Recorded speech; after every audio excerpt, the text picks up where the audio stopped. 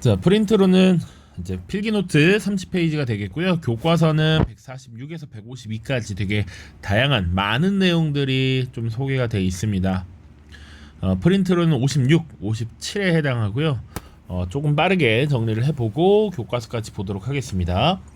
자, 근대과학기술의 수용 그리고 의료기술의 도입이라고 나와 있는데, 이 시기 우리가 흔히 이 시기를 개항이라고 계속 불러요.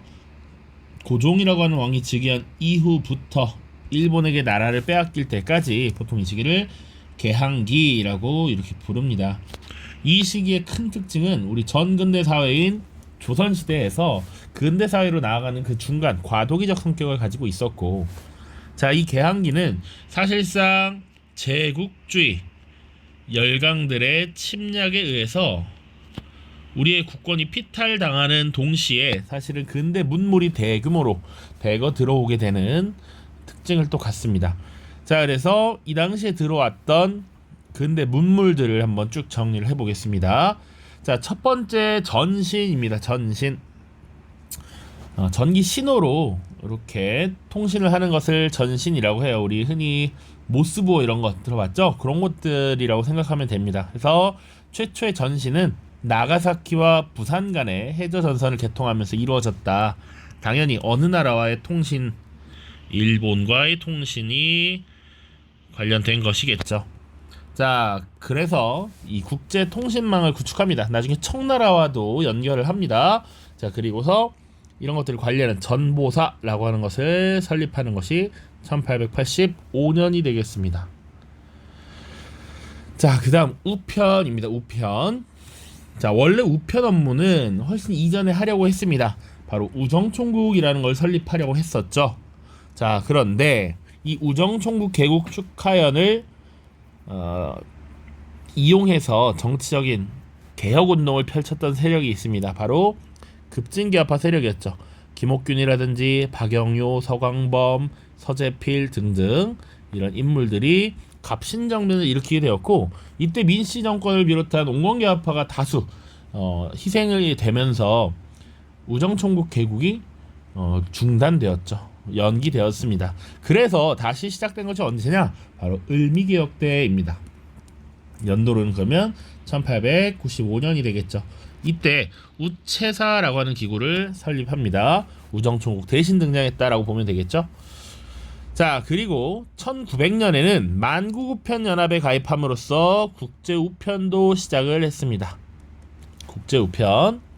자, 지금처럼 뭐 물건을 이렇게 발송하는 거는 어려웠고요. 편지, 서신을 보내는 형태였겠죠. 그 정도로 보시면 되겠습니다. 자, 그리고 우리가 사용하는 최초의 전화. 전화는 어떻게 지금 들어오게 되었는가? 경운궁에 최초로 설치를 했습니다. 미국입니다. 미국. 우리 앞에 전자 들어간 거, 특히 전화, 전기, 전차 이런 것들은 다 지금 미국과 관련이 있다라고 보세요. 그래서 미국이 경운궁에 최초로 설치했다. 시기가 1898년이죠. 그러니까 이때는 이미 고종이라고 하는 왕이 아관파천으로 러시아 공사관으로 피신했다가 1년 뒤인 1897년 2월 경운궁으로 돌아온 시기 이후죠. 그리고 10월 달에 대한제국을 선포했으니까 왕이 머무는 이 경운궁에 이 신비한 물건 전화를 가장 먼저 두었다라는 것이죠. 그래서 우리 교과서에 보면 왕의 전화를 받을 때 전화기 앞에다 절하고 막 이런 절차를 다 취하고서 전화를 받았다 이런 얘기들도 있습니다. 자, 그리고 1902년 정도가 되면 서울 한성 시내에서는 전화를 할 수 있게 되었다. 물론 지금 우리가 전화를 사용하는 것처럼 이 발신자와 수신자가 직접 연결이 되는 것이 아니고 중간에 교환소라는 것이 있었습니다.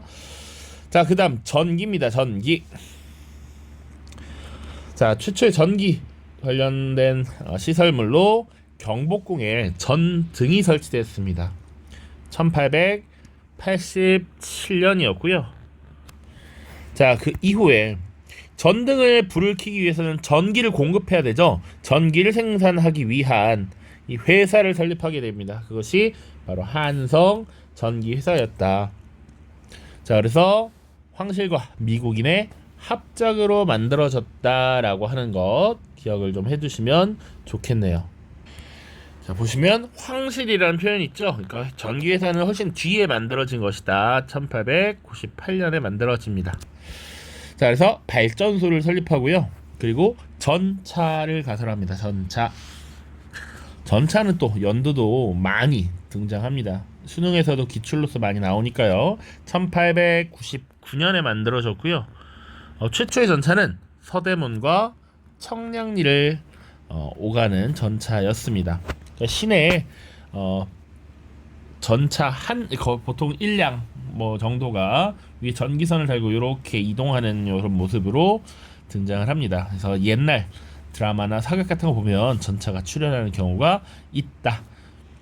자, 그 다음 철도입니다. 사실은 근대 문물의 끝판왕, 가장 핵심이라고 볼 수 있죠. 철도. 우리가 흔히 얘기하는 기차죠. 기차.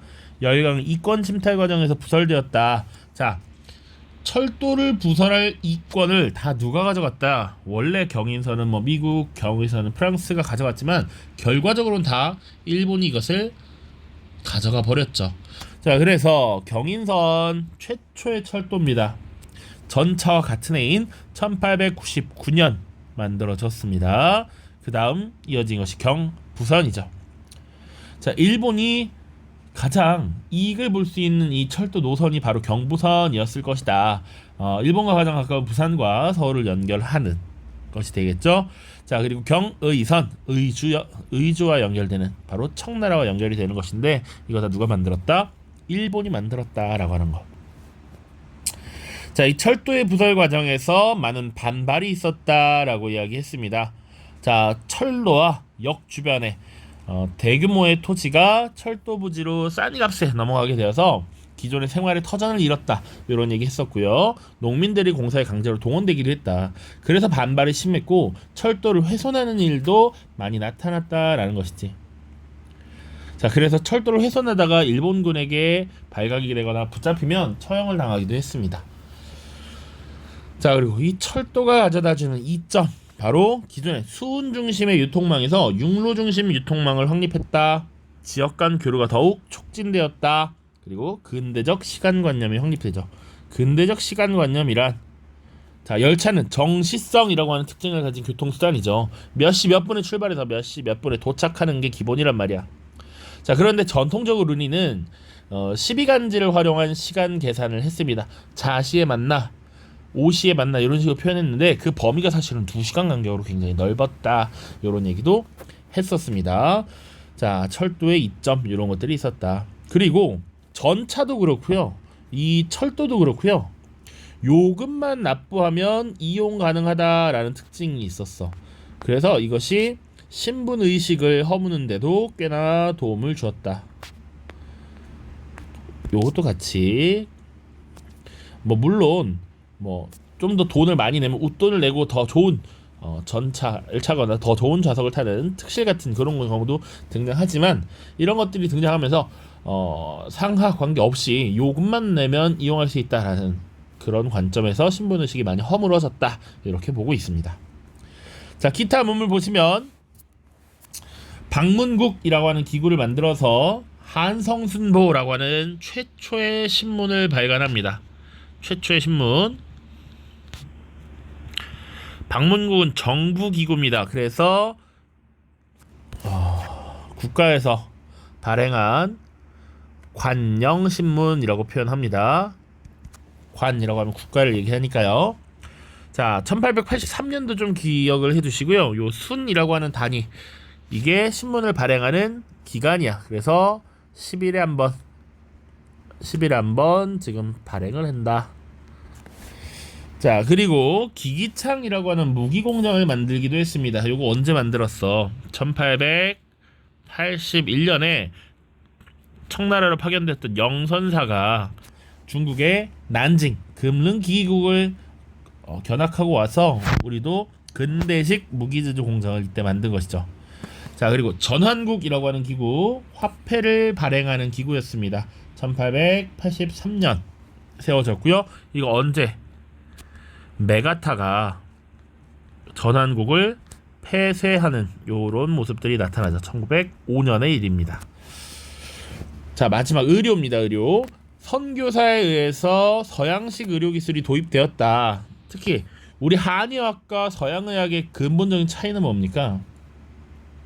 지금 우리 한의원에 가면 맥을 짚는다든지 침을 맞거나 뜸을 뜨거나 뭐 이런 모습들이 나타나죠. 그러니까 그 다친 부위를 직접적으로 뭘 치료하는 그런 모습이 많지 않습니다. 물론 침은 통증 있는 부위에 직접 뭐 치료가 가해지기도 하지만 보통 서양의학은 직접 하는 반면 한의학은 그런 것들이 없죠. 특히나 큰 차이는 외과적인 시술 혹은 수술입니다. 이런 것들이 도입되기 시작했다라는 거야. 이런 것들이 언제 도입됐냐면 사실은 갑신정변 이후로 들어왔다라고 보시면 됩니다. 1884년 갑신정변 때 급진개화파 세력이 민씨 세력을 공격한단 말이야. 그때 엄청나게 난도질을 당한 한 사람이 있었습니다. 갑자기 이름이 생각나지 않는데 그 인물에 대해서 이 당시 서양의 선교사로 들어왔던 이 알렌이라고 하는 인물이 그 사람을 수술을 통해서 외과적 수술을 통해서 고쳐줍니다. 자, 그래서 이 서양의 의료기술의 우수성을 알게 된 고종이 이런 서양식 의료기술을 도입한 병원을 만들어라 라고 명을 내렸고, 그것이 광해원이라고 하는 최초의 근대식 서양식 의술을 하는 병원으로 탄생하게 되었다라는 것이죠. 광해원입니다. 광해원. 자, 그 이후에도 계속 이제 설립이 됩니다. 관에서 설립한 의학교들 광제원 이런 것들 설립되고요. 그리고 의학의 발달로 지석영이 우두신설이라고 하는 것을 저술하고 종두법을 보급했습니다. 자, 밑에는 연표를 넣어놨는데 중요한 내용들 중에서 좀 요즘은 교육과정이 바뀌어서 그런 걸 막 디테일하게 물어보지는 않지만 조금 구분을 하는 게 좋다. 왜냐? 이런 근대 문물이라고 하는 것이 1897년 대한제국의 수립 이전과 이후가 조금 차이가 있어서 그래요. 자, 보시면 첫 번째 여기 1884년 이전은 초기 개화 정책 얘기하는 것이고요.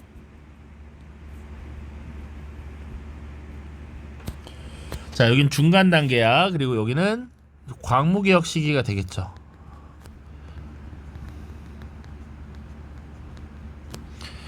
사실 여기는 사실상 일본의 이제 본격적인 침략적인 모습이 나타나는 시기라서 보통 요 첫 번째 시기, 두 번째 시기, 세 번째 시기 정도를 구분하면 됩니다. 그러니까 여러분들이 지금 연도를 위에 다 써놨으니까 한번 정리를 해보면 좋겠다. 특히 근대 문물이 많이 들어와서 변화를 이루게 되는 생활의 변화를 크게 가지고 오는 시기가 요 시기입니다. 그래서 대표적으로 철도라든지 전차라든지 이런 것들이 이때 들어오기 시작하죠. 또 뭐가 있습니까? 바로 전화 있지, 전화. 요런 것들 보시고 이 이전 시기에는 어떤 것들이 있나 구분을 좀 해보시라 라는 의미입니다. 연표 넣어놨으니까 직접 한번 해보시길 바래요. 자, 오른쪽으로 이제 의식주의 변화, 구계로의 이주 증가, 문화예술의 변화 쭉쭉쭉 보겠습니다. 자, 3번 의식주의 변화입니다. 의식주의 변화. 의생활. 자, 서양식 의복이 등장했다. 특히 관리들 군인의 복장이 서양식으로 전환이 되었고, 한복이 되게 보기 아름다운 옷인 건 분명하지만 사실은 통이 넓고 되게 불편해. 이런 것들을 개량해서 좀 더 입기 편하게 변화하더라. 자, 그리고 장옷, 되게 길게 쭉 내려진 옷 혹은 치마인데 얼굴까지 덮어서 쓸 수 있는 쓰개치마, 이런 것들이 사라졌다라고 하는 게 특징입니다. 자, 그리고 식생활과 관련해서 서양식 요리 당연히 많이 들어왔겠죠. 뿐만 아니라 일본식 요리, 중국식 요리도 많이 들어옵니다. 자, 특히 커피와 홍차가 유행했다. 우리 커피라고 하는 것은 한자로 가베라고 써서 고종황제도 굉장히 좋아했다라고 여기죠. 그래서 예전에 이디야 커피에서 고종이 즐겨 마시던 커피와 와플 이래서 홍보를 했던 적이 있는데 실제 당시 와플 펜도 발굴이 되었다라고 해요. 선생님도 근데 사실은 커뮤니티에서 본 거라 이게 정확하진 않은데 고종이 커피를 굉장히 즐겨 마셨다라는 것은 잘 알려진 사실입니다. 자, 그 다음 중국, 일본식 음식이 소개되었다. 뭐 다양한 것들이 있겠죠. 우동이라든지 뭐 돈까스라든지 이런 것들 소개되고요. 중국에서 음식이 넘어와서 우리식으로 개량된 것이 짜장 이런 것들이 있습니다. 자, 주거생활 건축 보시면 서양식 건축물이 등장합니다. 그래서 층을 높인 건축물들 많이 등장하고요. 대표적인 서양식 건축물 하면 러시아 공사관, 정동교회, 명동성당, 그리고 덕수궁 내 석조전이 있습니다. 요 두 개는 조금 기억해두면 좋다. 덕수궁, 석조전. 조금 더 미리 얘기하면 이 덕수궁, 석조전이 되게 웅장하게 멋들어지게 건물이 지어졌습니다. 이 덕수궁, 석조전에서 나중에 뭐가 있었느냐? 미소 공동위원회라고 하는 회담이 개최됩니다. 우리 해방 이후 한국을 어떻게 처리할 것인가를 미국과 소련이 논의를 했단 말이야. 미소 공동위원회 개최가 석조전에서 이루어졌다. 자, 기타 보시면 1900년대 초기에 근대식 스포츠가 유입이 됩니다. 야구, 축구, 하키, 테니스 뭐 이런 것들이 이때 들어왔다. 그래서 뭐 YMCA 야구단 뭐 이런 것들 들어봤죠? 그런 것들 되게 이 시기를 배경으로 한 영화도 만들어지기도 했다. 이렇게 보시면 되겠네요. 관련된 교과서 자료들은 한 번에 다 보도록 하겠습니다. 자, 그리고 국외로의 이주 증가. 만주, 연해주, 일본, 그리고 미주 지역으로 넘어갔다라는 겁니다. 만주 지역 보시면 간도 지역을 둘러싸고 청나라와 대립이 있었다, 문제가 있었다 이런 얘기를 많이 했고요. 1860년대부터 한인 사회가 형성이 되었고 1910년을 전후로 독립운동 기지가 건설되죠. 자, 그래서 뒤에 또 다루겠지만 특히 이 북간도 지역에 여러 한인촌이 형성되고 독립운동 기지가 만들어지고요. 서간도 지역에 또 만들어지죠. 옛날에는 북간도도 또 세 개로 나눴습니다. 근데 그렇게까지는 요새 하지 않고 그냥 북간도 묶어서 서간도 이렇게만 기억을 해도 괜찮겠다. 뒤에서 자세히 다루겠습니다. 자, 그리고 연해주입니다. 연해주.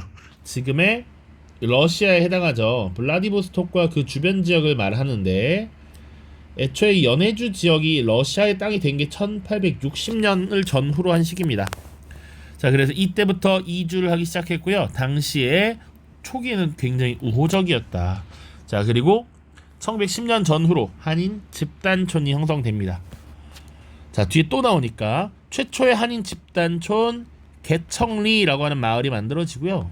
이것이 나중에 전염병 등의 이유로 러시아에서 강제로 이동당하게 됩니다. 그래서 새롭게 만들어진 한인 마을이라서 신한촌 이런 것들이 만들어져요. 뒤에 또 다릅니다.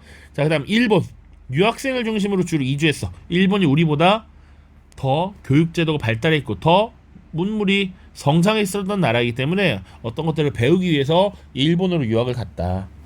1910년대 말 특히 일본으로 넘어가게 되는 사람이 많았습니다.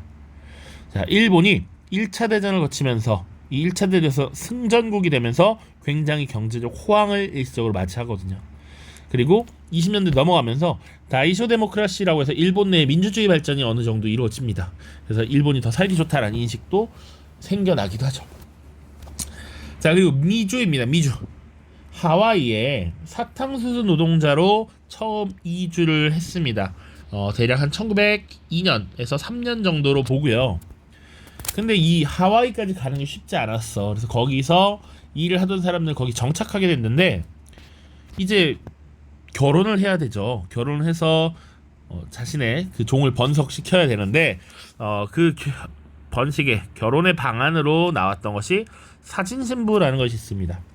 당시 넘어갔던 남성 노동자들이 중심이 되어서 사진을 찍어서 보냅니다. 물론 이 사진을 찍을 때는 굉장히 젊을 때 가꾸고 찍죠. 그런데 이 사진을 보고 그래서 여인들이 자신들의 남편을 정해서 실제로 한 번도 보지 못하고 바다를 건너오는 거죠. 그랬는데 실제 하와이 넘어갔더니 땡볕에 고생해서 얼굴이 팍팍 삭은 사진과는 다른 남자들이 기다리고 있었다. 이런 슬픈 이야기가 있습니다. 주로 최초에는 하와이로 많이 넘어가게 됐고요. 그리고 나중에는 일부는 미국 서부 지역으로 이주합니다. 우리가 흔히 많이 들어본 캘리포니아 지역 이쪽에 많이 가는 것이죠. 그래서 특히 LA에 가면 한인타운이 많이 형성되어 있는 것, 이런 것들이 이 근본엔 이런 것들이 있다. 그렇게 보시면 되겠습니다. 자, 그다음 문학 예술의 변화 내용이 많죠. 자, 역사, 전기 소설 이런 게 발달했구나. 그냥 그 정도 보시고요. 소설, 현실을 풍자하는 이런 모습들이 나타납니다. 개항기의 국권 피탈당하고 이 우리나라의 지식인들이 이건 되게 회의감에 빠진 이런 모습들이 많이 나타납니다. 그래서 당시 현실을 풍자하고 비판하는 작품들이 많이 쓰여져요. 안국선의 금수회의록이라는 작품이 있습니다. 자, 동물들, 금수는 동물들이죠. 그래서 이 동물들이 모여서 현실에 대해 논의하고 현실을 비판하는 모습이야. 동물의 입을 빌려서 현실 사회를 비판하는 이런 모습을 나타냈던 것입니다. 자, 그리고 이 시기에 유행했던 문학의 장르라 할까요? 신체시와 신소설이 유행합니다. 대표적으로 개항기에 발달했던 유형이야. 대표적인 신체시 최남선이 있습니다. 해에게서 소년에게라고 하는 작품 한 번씩 들어보세요. 신소설 언문 일치 문장을 사용했다라고 되어 있고요. 이인직의 혈의누, 이해조의 자유종 같은 것이 있다. 자, 여기서 언문일치라고 하는 것은 우리가 평소에 사용하는 말의 구조와 글을 똑같이 했다라는 겁니다. 자, 음악은 창가, 창극이 유행했습니다. 창가라고 하는 것은 서양 음악에 우리말 가사를 붙인 것, 요런 거 생각하면 되고요. 대표적인 것이 뭐 교회에서 부르는 찬송가 같은 것들 있죠. 이런 것들이 여기에 해당할 수 있겠다. 서양식 군악대를 설치하기도 했고요. 연극은 현대식 극장인 원각사에서 은세계라고 하는 것을 공연했구나. 그 정도만 보시면 되겠습니다. 마지막 종교계의 변화입니다. 유교가 바뀌어야 된다라고 주장했던 것이 박은식의 유교 구신론이야. 새로워져야 한다. 이 세상의 변화에 발맞춰 나가야 한다라는 것이었고요. 불교도 마찬가지입니다. 조선불교 유신론, 새로운 것을 얻어야 된다, 개혁해야 된다라고 했던 것, 한용운이라고 하는 인물입니다. 자, 지금 여기서 다룬 이 박은식이라고 하는 인물과 한용운이라고 하는 인물은 일제강점기에도 계속 나옵니다. 대표적인 독립운동가로서 활동을 하기도 하고요. 특히 이 박은식은 대표적인 역사학자입니다. 다음 영상에서 또 다룰 텐데, 역사를 서술함에 있어서 그 근간, 핵심이 되는 것은 이 민족이다. 민족을 중심으로 역사를 서술하는 민족주의 역사학자로 신채호 선생과 함께 계속 나올 겁니다. 심지어 이 박은식은 또 대한민국 임시정부에서 이승만 다음으로 2대 대통령의 역할을 수행하기도 합니다. 미리 언급, 한용운 선생 대표적인 저서로 나중에 일제강점기 님의 침묵이라고 하는 것도 또 나올 겁니다. 자, 동학 보시면요, 손병희라고 하는 인물, 동학의 3대 교주였죠. 북접, 충청도 지역을 이끌던 동학 지도자입니다. 그런데 동학 세력 중의 일부가 친일적 성향을 보이자 그들과 손절하고 천도교라고 하는 이름으로 계층을 하게 됐고요. 천도교에서 정기적으로 발행하는 잡지라고 보시면 돼. 기관지 만세보를 발행합니다. 천도교의 입장, 천도교의 현재 상황 등을 계속 이렇게 알리고 소개하는 잡지라고 보시면 돼요. 자, 그 다음 대종교입니다. 나철과 오기호가 단군 신앙을 중심으로 해서 대종교라고 하는 종교를 창시했다. 이 인물들 언제 또 나왔다. 을사오적을 암살하기 위한 자신회라는 단체를 조직했었다라고 이야기를 했습니다. 그 다음 천주교는요, 소학교, 고아원, 양로원 건립 등 사회의 약자들을 이렇게 지원하는 요소 모습들이 많이 나타나고요. 경향신문을 발행하기도 했다, 이런 내용이 나와 있습니다. 경향신문. 자, 그리고 개신교, 우리가 흔히 얘기하는 천주교는 성당이라고 생각하시면 되고요. 카톨릭입니다. 그리고 여기 개신교는 보통 기독교, 교회라고 생각하시면 돼요. 자, 그래서 이 개신교는 병원 주로 건립했고요. 그리고 학교를 많이 세웠습니다. 그래서 우리 이화학당, 숭실학교 이런 것들이 다 개신교에서 먼저 지었던 학교들이 지금까지 이어져 온 것이다. 이렇게 보시면 되겠네요. 자, 이제 교과서의 자료 좀만 보고 마무리를 짓겠습니다. 자, 147쪽 보도록 하겠습니다. 근대 문물의 유입으로 생활 양식이 변화하다. 자, 보시면 맨 위에는 우편 업무가 어떻게 진행되었는가 이렇게 나와 있습니다. 편지 봉투에 보시면 누구에게 쓴 편지이고 어느 주소로 배달하면 된다, 이런 내용들이 담겨 있죠. 자, 밑을 쭉쭉 보겠습니다. 자, 본문 내용은 자세히 보지 않겠습니다. 일단 볼게요. 자, 철도 관련해서 조금 더, 일본 자본에 의해서 경인선이 개통된 이래 경부선, 경의선이 개통되었다. 그리고 철도 부설 과정에서 어떤 문제가 있었지만 어떤 장점도 있었다, 이런 내용이 있으니까 한번 읽어보십시오. 그리고 위에 혹시나 해서 전차 보시면 1899년 서대문과 청량리 사이에 전차를 운행하고 가로등을 설치했다라는 것 보니까 막상 막 그러네요. 자, 전신사업, 우편 업무, 우편제도, 전등 요로 나와 있습니다. 한번 보시고요. 한성의 전차 보시면 전차의 중앙에는 여기 말하는 것이죠. 여기를 말하는 겁니다. 전차 중앙에는 요금이 비싼 특별석이 있고 그 좌우에 일반석이 있었다.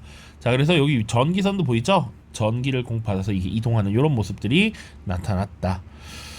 자, 그다음 의료기술의 도입. 자, 최초의 근대식 병원 광해원이라는 거 있고요. 이후에 의학당을 세워서 의료 인력을 양성하였다. 자, 광해원의 초기 모습, 미국 선교사이자 의사였던 알렌의 제안으로 설립했다. 근대식, 서양식 의료가 나타난 게 요거죠. 그 다음 의식주의 변화 쭉쭉쭉 보시면 됩니다. 자, 그래서 고종의 복장도 서양식으로 바뀌었고, 그리고 개량 한복이 등장했다. 외국인의 왕래가 빈번해짐에 따라 서양식 요리와 커피를 즐겼고요.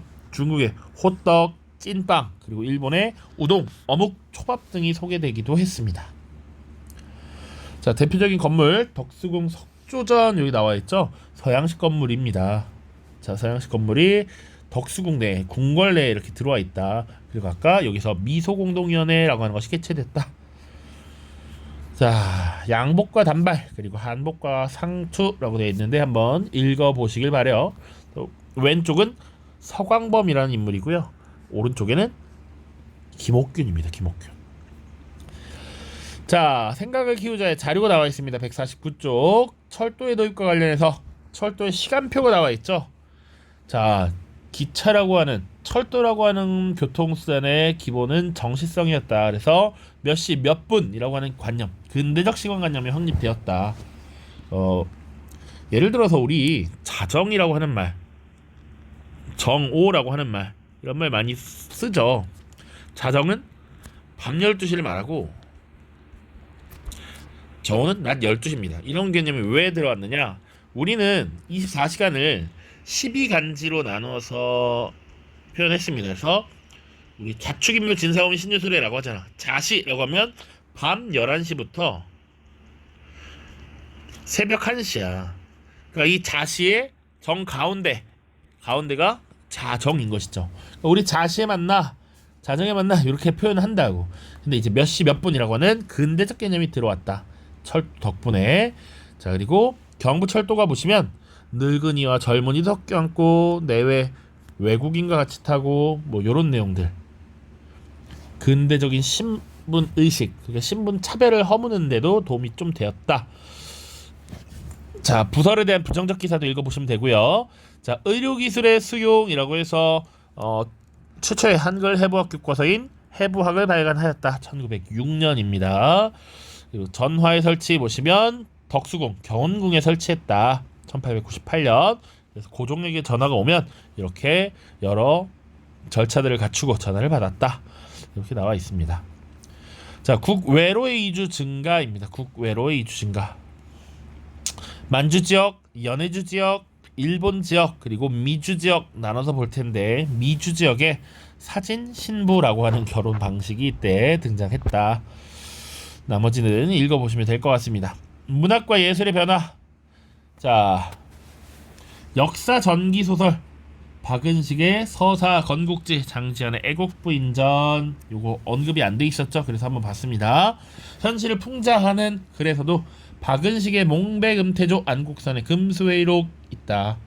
나머지는 쭉 봤습니다. 그래서 이 시기에 유행했던 문학의 유형, 신체시, 신소설 이런 것들이 나와 있는데, 이런 것들 보통 새로운 교육, 신교육과 계급타파 등 문명 개화를 주제로 한 것들이 많았다.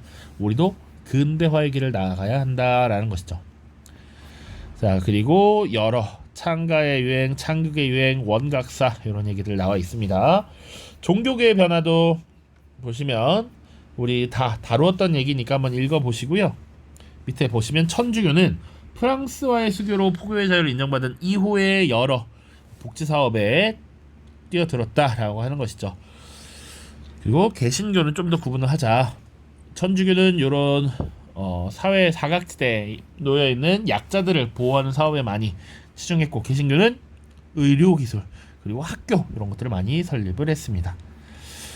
151쪽의 금수회의록 밑에 있는 내용은 이렇게 지금 동물들이 모여서 회의를 하는데, 이런 동물의 입을 빌려서 사회를 비판하는 이런 모습들이 있습니다. 한번 읽어보십시오. 152쪽에 광고를 통해 본 근대적 생활 양식의 변화라고 되어 있습니다. 이런 것들이 되게 굉장히 많이 등장했다. 우리 기존엔 없었던 것들이 많이 도입되면서 지금 우리의 삶이 변화되고 있다라는 것을 알 수 있습니다. 이 정도까지 보고요. 다음 영상에서는 이제 2단원의 마지막 민권 의식의 확산, 그리고 역사, 언론, 민권 이런 것들 살펴보도록 하겠습니다. 자, 고생 많았습니다. 안녕.